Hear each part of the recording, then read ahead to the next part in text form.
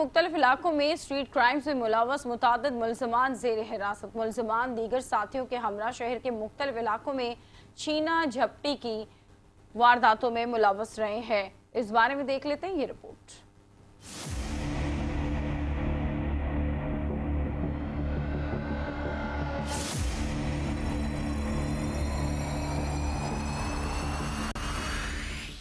Side super highway पर street crime की वारदातों में मुलविस कम उम्र मुलजिम गिरफ्तार हो गया। मुलजिम अपने दीगर साथियों के हमरा कराची के मुख्तलिफ इलाकों में मुतादिद वारदातें कर चुका है। न्यू कराची बिलाल कॉलोनी में पुलिस मोबाइल पर फायरिंग करने वाले 2 मुलजिमान जख्मी हालत में पकड़े गए। मुलजिमान मोटरसाइकिलें छीनने की वारदातों में भी मुलविस थे।